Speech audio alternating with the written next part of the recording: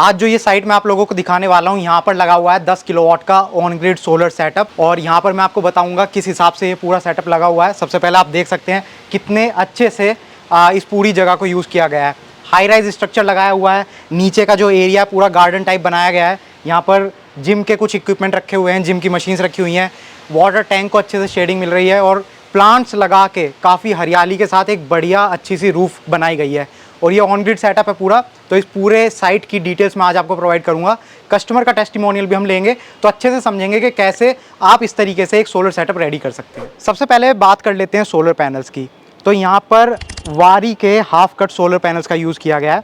Mono PERC half cut solar panels है ये। एक पैनल की जो वॉटेज है वो 445 वॉट है और टोटल 23 सोलर पैनल्स का यहाँ पर यूज़ किया गया है। तो 10 किलोवाट का ये सोलर सेटअप रेडी हो जाता है। यहाँ पर मैं आपको बताना चाहूँगा कि सोलर पैनल्स में भी अलग अलग टाइप की क्वालिटी होती है। ये ए ग्रेड के सोलर पैनल्स हैं, वारी कंपनी की तरफ से हैं ये। और ऐसे बढ़िया ब्रांड के सोलर पैनल चूज़ करने का एक फ़ायदा ये होता है कि उनकी जो लाइफ है वो काफ़ी अच्छी होती है। इन पर आपको 27 साल की तो परफॉर्मेंस वारंटी मिलती है और वारी खुद एक अच्छा ब्रांड है, 34+ ईयर्स से इंडस्ट्री में काम कर रहा है। पैनल्स के बाद बात कर लेते हैं स्ट्रक्चर की। तो यहाँ पर जो स्ट्रक्चर का यूज़ किया गया है ये है hot dip galvanised iron. Square shape का ये फ्रेम है जिसका यूज़ किया गया है और हाई राइज स्ट्रक्चर है ये। इसकी हाइट काफ़ी अच्छी है। तो यहाँ पर आप देख सकते हैं क्लाइंट ने जगह काफ़ी अच्छे से यूज़ कर रखी है। नीचे एक गार्डन का पूरा सेटअप बना रखा है और जिम इक्विपमेंट रख रखे हैं। तो ये इस जगह को जिम की तरह यूज़ कर सकते हैं। इन्होंने सोलर पैनल्स के स्ट्रक्चर के साथ साथ नीचे LED लाइटिंग भी लगाई हुई है। तो इसको पार्टी की तरह यूज़ कर सकते हैं। प्लांट्स काफ़ी अच्छे से लगाए हुए हैं और प्लस जो छत पे वाटर टैंक होते हैं उनके लिए इन्होंने वैसे तो शेडिंग अलग से लगा रखी है, लेकिन अगर ये शेडिंग नहीं भी लगाते तो इसके ऊपर सोलर पैनल से इनको अच्छी शेडिंग मिल जाती है। तो टैंक का पानी भी गर्म नहीं होता और नीचे वाला जो फ्लोर है वहाँ पर भी गर्मी कमी पड़ती है। इसके अलावा यहाँ पर सेंटर में थोड़ी सी जगह छोड़ी गई है और यहाँ पर आप देख सकते हैं सीढ़ी लगाई गई है अलग से। तो यहाँ पर बेनिफिट एक चीज़ ये हो जाती है कि जो विंड प्रेशर होता है उसको फ्लो करने के लिए अच्छे से एरिया मिल जाता है। तो स्ट्रक्चर जो है उसकी जो मजबूती है, स्ट्रेंथ, वो वैसी बनी रहती है। उसके अलावा इस पर चढ़ के आसानी से आप चारों डायरेक्शन में घूम के इन सोलर पैनल्स को इजीली क्लीन कर सकते हो। स्ट्रक्चर में एक चीज़ का और आप लोग ध्यान रख सकते हैं, स्ट्रक्चर की मजबूती के लिए नीचे की साइड यहाँ पर सिविल वर्क कराया जाता है। लेकिन अगर आप सिविल वर्क नहीं कराना चाहते क्योंकि उससे रूफ का लुक खराब होता है या ऐसा कुछ भी, तो यहाँ पर एक केमिकल आता है जिसको बोलते हैं फोर्सॉक GP2। वो केमिकल क्या करता है, जो आयरन होता है वो और कंक्रीट या जो भी यहाँ पर चीज़ें अवेलेबल हैं उनके साथ वो रिएक्ट करता है केमिकल रिएक्शन के साथ, और इस तरीके से उसको स्ट्रेंथ प्रोवाइड करता है कि ना तो वहाँ पर कोई लीकेज होती है और जो उसकी बॉन्डिंग होती है वो काफ़ी अच्छी हो जाती है। यहाँ पर आप देख सकते हैं सेम उसी चीज़ का यूज़ किया गया है। तो ये एकदम प्लेन सरफेस है, यहाँ पर सिविल वर्क कुछ नहीं कराना पड़ा और जो रूफ है उसकी जो ब्यूटी है वो उसी हिसाब से बनी हुई है और स्ट्रेंथ भी काफ़ी बढ़िया है। स्ट्रक्चर के बाद बात आ जाती है वायरिंग की। तो सोलर पैनल से जो वायर्स आ रहे हैं उनकी जो स्ट्रिंग बन के रेडी होती है वो नीचे इन्वर्टर तक जाती है। तो यहाँ पर आप देख सकते हैं UV प्रोटेक्टेड PVC पाइप का यूज़ किया गया है। तो इससे ये होता है कि ऊपर से जो भी धूप है, बरसात है, जो भी है वो सारी यहाँ पर स्टॉप हो जाती है। अंदर जो वायर है वो आपका एज इट इज़ सेफ़ रहेगा, उससे जो उसकी लाइफ है वायर की वो अच्छी बनी रहेगी। इसका फ़ायदा ये होता है कि प्रोजेक्ट की लाइफ ज़्यादा होती है और आपका जो करंट लॉस है वो नहीं होता है। ऊपर से जो सोलर पैनल की वायरिंग आ रही है कॉन्ड्यूइट पाइप के थ्रू, सबसे पहले वो जाती है अपनी DCDB बॉक्स में। तो DCDB बॉक्स एक प्रोटेक्शन बॉक्स होता है। तो अगर आपके DC लोड की तरफ से कोई करंट सर्ज होता है तो उससे ये प्रोटेक्ट करता है। तो सबसे पहले वो वायर इसके अंदर जाएंगे, यहाँ से फिर आगे वो जाते हैं इन्वर्टर के अंदर। एक चीज़ का यहाँ पर ध्यान रखना आपके, अभी तक जो वायर हमने यूज़ करी है इन्वर्टर तक वो DC वायर का यूज़ किया गया है। इन्वर्टर के आगे जो करंट होता है वो AC करंट हो जाता है। तो इन्वर्टर से आगे जो वायर जाएगी वो AC वायर होगी। तो इन्वर्टर से आगे सबसे पहले जो ACDB बॉक्स है उसमें जाती है वायरिंग। ACDB बॉक्स कॉम्बिनेशन होता है MCB का और सर्ज प्रोटेक्शन डिवाइस का।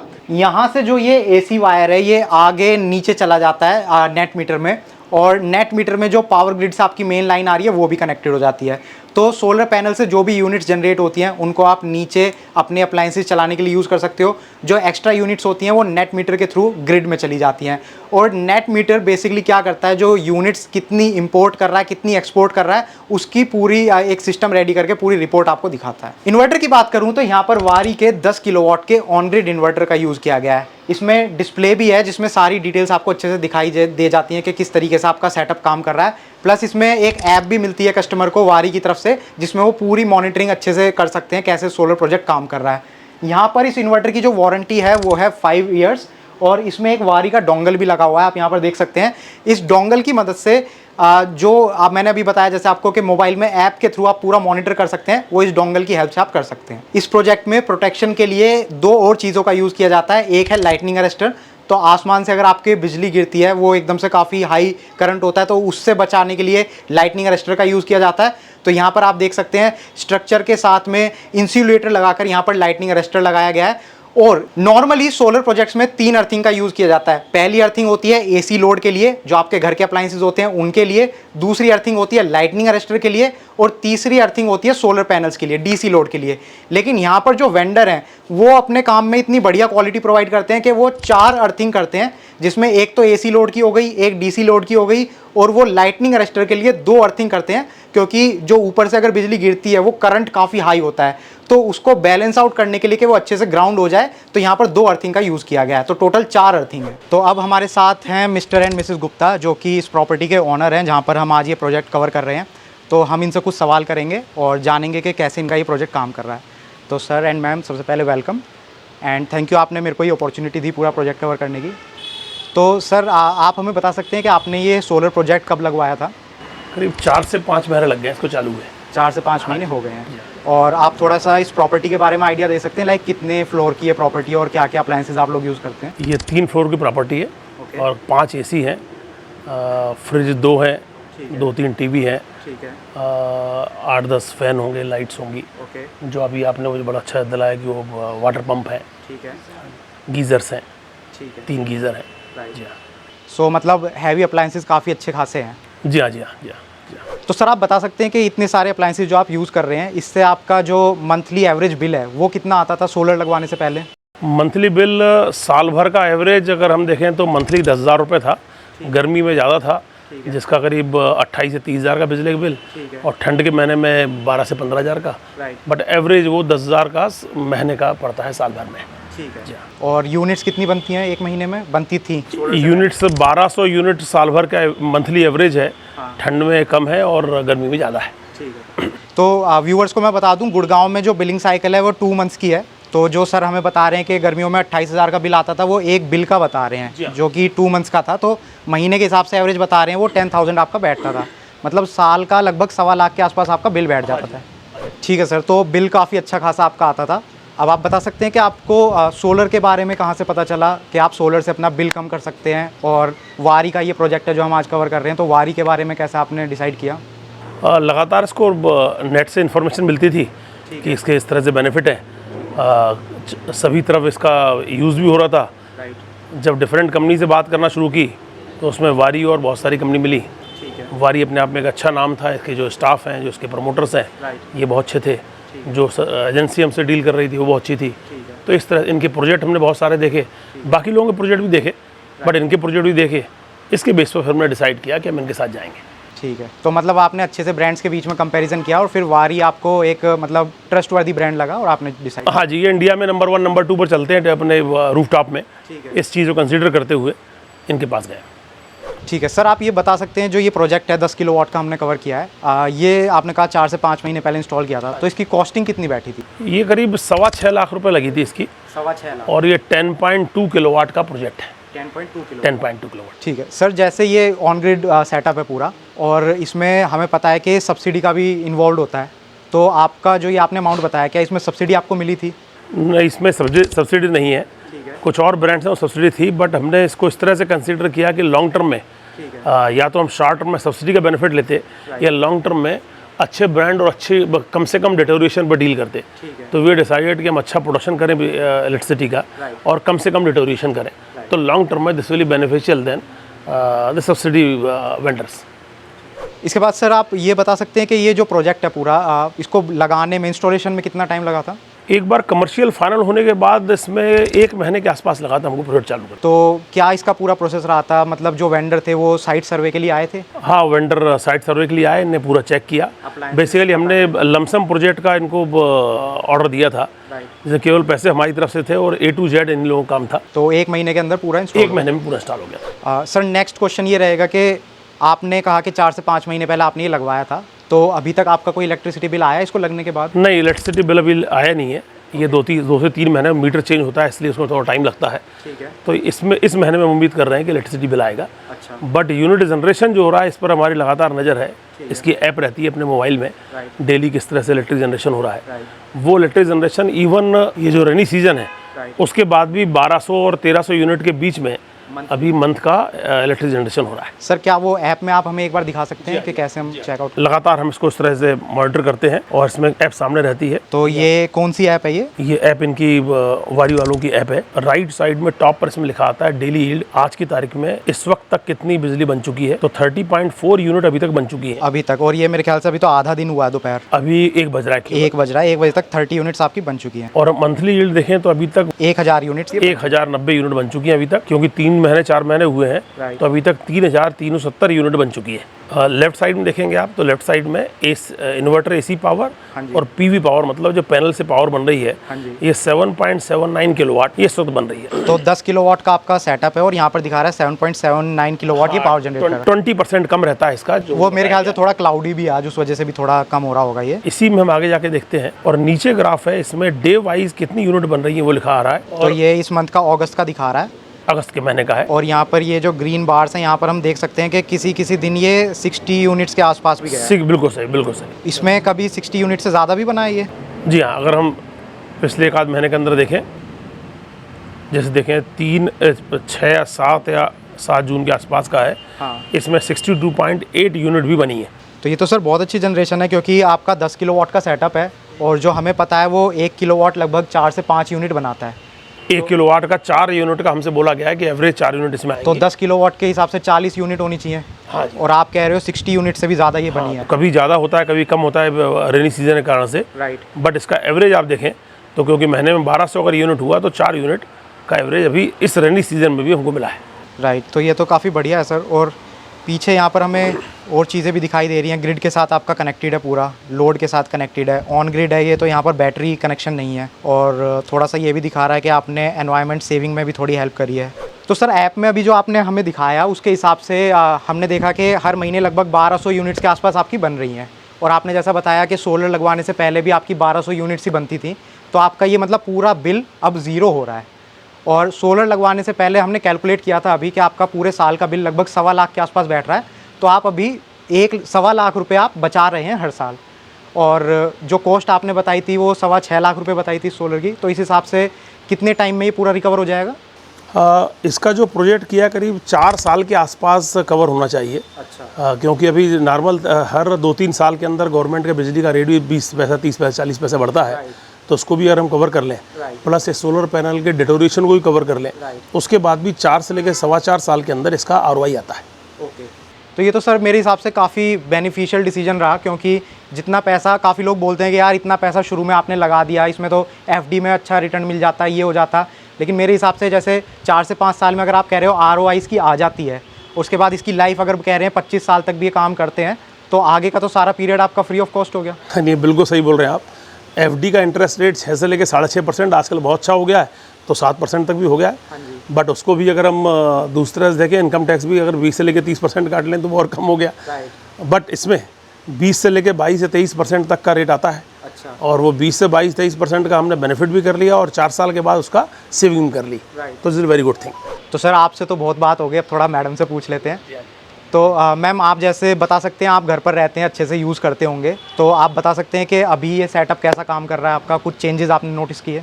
सबसे बड़ा चेंज ये है कि हमको लाइट बंद करने की आदत नहीं थी पहले। अच्छा। लाइट बंद कर देते थे कि भाई बिजली का बिल आएगा, लेकिन अब बिजली का बिल की चिंता नहीं होती है, इसलिए हम आराम से बिजली यूज़ करते हैं। और AC भी दिन में चलाती, पहले मैं दिन में AC नहीं चलाती थी, रात को ही चलाती थी, अब दिन में भी AC चला लेती हूँ। और जैसे ये मैंने देखा है कि आपने काफ़ी अच्छा सेटअप यहाँ पर बना रखा है। मतलब अभी तक जो मैंने कवर करे हैं प्रोजेक्ट्स, उसमें हाई राइज स्ट्रक्चर तो लोग आजकल लगाने लगे हैं जिससे नीचे की जगह यूज़ कर सकें। आप तो काफ़ी अच्छे से जगह को यूज़ कर रहे हैं। यहाँ पर मैं देख रहा हूँ कि वाटर टैंक आपने रखे हुए हैं, इनकी सेफ्टी हो गई कि ऊपर शेडिंग मिल गई तो पानी गर्म नहीं होता होगा। और आपने एक छोटा सा जिम भी बना रखा है यहाँ पर। हाँ, जिम भी बना रखा है, छोटा सा गार्डन कर लिया हमने। कभी कभी हम यहाँ पे पार्टी भी कर लेते हैं। अच्छा। हाँ, जिस दिन से ये लगाया हम कभी छत पे चढ़ते ही नहीं थे, सिर्फ हम करवा चौथ में चंद्रमा देखने आते थे, लेकिन जब से ये लगाए तो रोज़ ही आती सुबह शाम, मेरे सास ससुर जो हैं, मेरे पापा मम्मी हैं, वो भी आराम से ऊपर आ जाते हैं, योगा भी करते हैं, बैठते भी हैं, चाय भी पीते हैं, कई बार पेपर भी पढ़ते हैं। और मेरे बच्चे भी आने वाले हैं तो वो भी बहुत इंजॉय करते हैं कि यहाँ पे जिम लगा लेते हैं, गाना लगा लेते हैं, यहाँ पर डांस भी करते हैं बच्चे। नहीं, ये बढ़िया, आपने पूरा एक पार्टी माहौल बना रखा है यहाँ पर, लाइटिंग भी आपने लगा रखी है, मैंने देखा। अब मैंने सोचा है कि इस बार किट्टी भी ऊपर ही करूँगी, सारी लेडीज़ों को ऊपर लेके आऊँगी। और इसमें मैं एक चीज़ अपनी तरफ से ऐड करना चाहूँगा, इस वक्त दोपहर के 1:30 बज रहे हैं और धूप बाहर काफ़ी तेज़ है, और जैसे नॉर्मल इस टाइम के हिसाब से लोग बाहर खड़े नहीं हो सकते धूप में। हम इतनी देर से यहाँ पर खड़े होकर बात कर रहे हैं, हमें बिल्कुल भी यहाँ पर गर्मी का पता नहीं चल रहा। गर्मी भी पता नहीं चल रहा, ना पसीना आ रहा है ना कुछ आ रहा है। एक मैम इसका थोड़ा मेंटेनेंस का बता दीजिए कि आप मेंटेनेंस में क्या क्या करते हैं अभी? मेंटेनेंस में मैं तो कुछ नहीं करती हूँ, मैं तो पौधे में पानी डालती हूँ, सारी चढ़ के पानी डाल के सफाई करते हैं ऊपर की। तो सफाई में कितने पीरियड के अंदर ये सफाई कर देते हैं? हफ्ते में एक बार हम करते हैं सब। बस नॉर्मल पानी मार के? हाँ, नॉर्मल पानी डालते हैं। कई बार वाइपर चला देते, क्योंकि जो आपके ये कबूतर हैं पॉटी वगैरह कर देते हैं, तो उसकी सफाई के लिए ज़रूरी होता है, तो कभी वाइपर चला देते हैं। सर, इसमें नेक्स्ट चीज़ मैं एक और पूछना चाहूँगा, जैसे आपने बताया कि 1200 यूनिट्स आप कंज्यूम करते थे, 10 किलोवाट से आपकी 1200 यूनिट्स ही बन रही हैं अभी भी। अगर मान लीजिए थोड़ी और ज़्यादा बने, एक्स्ट्रा यूनिट्स आप जनरेट करें, तो कुछ अमाउंट आपको इलेक्ट्रिसिटी बोर्ड की तरफ से रीइंबर्स्ड भी होता है? आज की तारीख में हरियाणा में सिस्टम नहीं है, बट इंडिया के अंदर बहुत सारी स्टेट में सिस्टम है, चाहे गुजरात हो, एमपी हो, कभी जगह है। अच्छा। जिसके अंदर कुछ पैसा साल भर के साइकिल होने के बाद जितनी यूनिट आपकी बची है, उसका आपको रिएम्बर्स होता है। यहाँ नहीं है, लेकिन अगर इंडिया में हर जगह हो रहा है तो यहाँ भी अगले साल 2 साल 3 साल के अंदर ही होने के पूरे चांस है, ये मुझे पूरी उम्मीद है। सर, इसमें एक चीज़ और बताइए, ये जैसे ऑन ग्रिड सिस्टम है, इसमें बैटरीज तो होती नहीं, तो मान लीजिए अगर पावर कट हो जाती है, रात के टाइम पावर कट हो जाती है, तो कैसे फिर वहाँ पर वो उस इशू को कैसे आप ओवरकम करते हैं? अब हरियाणा के अंदर पावर की प्रॉब्लम रहती है, इसलिए सभी घर में इन्वर्टर लगे हुए हैं, हमारे दोनों फ्लोर पर इन्वर्टर्स लगे हुए हैं। अच्छा। तो इसलिए हमने जानबूझ के बैटरी वाला सिस्टम नहीं लगाया, क्योंकि इन्वर्टर हमारे सभी ऑपरेटिव्स हैं। ठीक है। तो इन केस अगर पावर नहीं रहती है तो इन्वर्टर से पूरा बिजली काम होता है। तो ये आपके वही पुरानी इन्वर्टर बैटरी हैं जो आप सोलर लगवाने से पहले? हाँ जी, हाँ जी, वो प्रॉपरली मेंटेन्ड है, हमको कोई दिक्कत नहीं है उसमें। तो मतलब ऑन ग्रिड पे भी आप उनको कंटिन्यू कर सकते हैं? कर सकते हैं, और पावर कट भी बहुत ज़्यादा नहीं होता, अगर घंटे के लिए होता है उसमें कोई दिक्कत नहीं है। सर, एक बिल्कुल लास्ट सवाल आपसे पूछूंगा, फिर आपको फ्री कर दूंगा। आप बता सकते हैं कि जैसे आपने सोलर लगवा लिया है अब, तो आपके हिसाब से आप क्या कहेंगे, क्या सोलर लगवाना सही है या नहीं? साहब, सोलर लगाना चाहिए, सभी लोगों को लगाना चाहिए, उसकी पब्लिसिटी गवर्नमेंट की तरफ से भी ज़्यादा होना चाहिए। ठीक है। उससे दोनों फ़ायदे हैं, हमको मॉनेटरी फ़ायदा, सभी को मॉनेटरी फ़ायदा है, और उससे एक और बड़ा फ़ायदा है जो लोगों को बताया नहीं जाता है, बट हमारे इंडिया के अंदर धीरे धीरे हम लोगों का चलना और सीढ़ी चढ़ना कम हो गया है। अगर स्टेयर चढ़ते हैं तो घुटने ठीक रहते हैं। जब से ये सोलर लगा है तब से 3 मंजिल और 4 मंजिल मेरा और मेरे वाइफ का चलना रोज सुबह शाम हो गया है। घुटने अच्छे रहेंगे, गारंटी है। और तीसरा पॉइंट आई थिंक एनवायरनमेंट के लिए भी, कहीं एनवायरनमेंट के लिए बहुत अच्छा है। इसमें मैं एक चीज़ और ऐड करना चाहती हूँ कि जैसे रिटायरमेंट के बाद आपकी अर्निंग कम हो जाती है, तो फिर बिजली का बिल आता है तो बहुत टेंशन होती है, अरे 15,000 रुपये बिल आ रहा है, आपको बहुत परेशानी हो जाती है।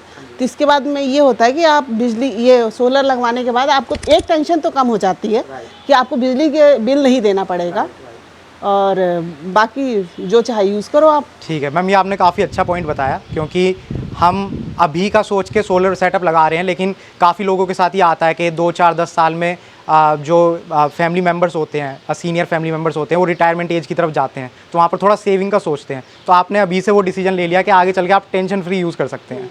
तो अभी मेरे साथ हैं ब्रह्म प्रकाश शर्मा जी, और ये सोलर के वेंडर हैं, इन्होंने ही ये पूरा प्रोजेक्ट यहाँ पर लगवाया है। तो कुछ सवाल हम इनसे कर लेते हैं। शर्मा जी, सबसे पहले आप थोड़ा सा बेसिक ओवरव्यू अपने बारे में दे दीजिए, आप कब से ये काम कर रहे हैं? करीब 3 साल हो गए हमें। ठीक है। ये काम करते हुए, सोलर का काम करते हैं? राइट, 3 साल से काम कर रहे हैं। ठीक है। कितनी साइट्स अभी तक आप टोटल लगा चुके हैं? शायद 30-40 साइट डोमेस्टिक हो गई होंगी। अच्छा। करीब 25-30 साइट डोमेस्टिक हो गई होंगी। हाँ, ठीक है। तो कमर्शियल और डोमेस्टिक हम दोनों यूज करते हैं। दोनों में करते हैं। और वारी के साथ आप कैसे जुड़े? ठीक है। एक्चुअली हमारे जो साथी हैं मिस्टर CD राजपूत जी, ठीक है, he is a retired person from department of atomic energy. ठीक है। Was director that time. ठीक है। तो उन्होंने रिसर्च किया कि किस पैनल की परफॉर्मेंस कैसी है, किस ब्रांड की परफॉर्मेंस कैसी है, किसकी लाइफ कैसी है, उसमें सेल कौन से यूज़ कर रहे हैं। तो उन्होंने फिर वारी ही सिलेक्ट किया, क्योंकि वारी के लिए क्वालिटी वाइज उनको कहीं ऐसा लगा नहीं, और दूसरा इंडियन कंपनी है। राइट। चाइनीज पे हम नहीं जा रहे हैं, विदेशी पे नहीं जा रहे, इंडियन कंपनी है। सर, एक चीज़ और बताइए, जैसे इस साइट पे ये ऑन ग्रिड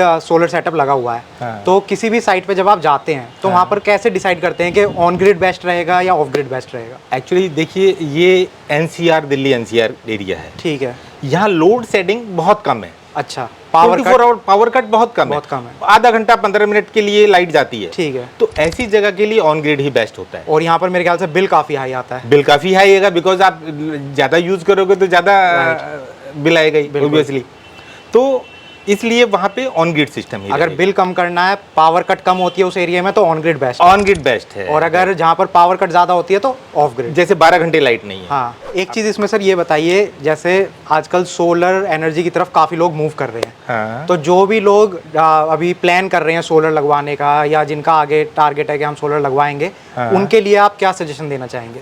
ये पैनल का कुछ बिगड़ता नहीं है। ठीक। ओले भी पड़ते हैं तो भी पैनल उस तरीके से डिजाइन किया हुआ है। ठीक है। ये ओले भी पड़ेंगे तो भी डैमेज नहीं हाँ, वो तो होगा। क्योंकि आउटसाइड लगने वाली चीज है। हाँ। तो कंपनी ने टेस्टिंग करी होगी आउटसाइड जो भी चैलेंजेस आते हैं। Yes yes yes Right. हाँ, ये एक बहुत अच्छी बात बोली। क्या है, कभी जब विंड प्रेशर बहुत ज्यादा होता है, आंधी बहुत तेज चलती है, हाँ जी। तो हमें सबसे ज्यादा ध्यान देना होता है इसके स्ट्रक्चर के ऊपर। राइट। तो वो इतनी स्ट्रांग होनी चाहिए कि वो हिले नहीं उस चीज में। Right. ये एक मेन है। इसीलिए हम क्या स्ट्रक्चर में हॉट डिप गैल्वेनाइज यूज करता हूँ मैं। राइट, जो कि आई थिंक मेरे हिसाब से Vertical सबसे है। बेस्ट होता है। solar। सबसे बेस्ट होता है। उसकी लाइफ ज्यादा रहती Life है। ज्यादा है। 40 साल 50 साल कहीं जाने वाला नहीं। तो कुल मिला के लोगों के लिए यही सजेशन है कि यार जब आप सोलर सेटअप लगवा रहे हो तो मान के चलो अगले 30 35 40 साल तक पूरा प्रोजेक्ट टिका रहे, तो हर चीज की क्वालिटी उस हिसाब से लो। यस। तो ये वीडियो आप लोगों के लिए इसलिए बनाई है ताकि आप लोगों को ये पता चले कि क्वालिटी सोलर प्रोजेक्ट कैसा होता है। सिर्फ सोलर पैनल्स ही नहीं, बाकी सारे कंपोनेंट भी एक प्रोजेक्ट में काफी इंपॉर्टेंट रोल प्ले करते हैं। और अगर आप भी सोलर प्रोडक्ट्स में इंटरेस्टेड हैं और अपना बिजली का बिल कम करना चाहते हैं तो वारी एक्सपर्ट सर्विसेज का फायदा उठा सकते हैं। वारी एक्सपर्ट सर्विसेज में आपको एंड टू एंड सॉल्यूशन मिलता है, साइट सर्वे से लेकर सोलर पैनल इंस्टॉलेशन और मेंटेनेंस सर्विसेज भी।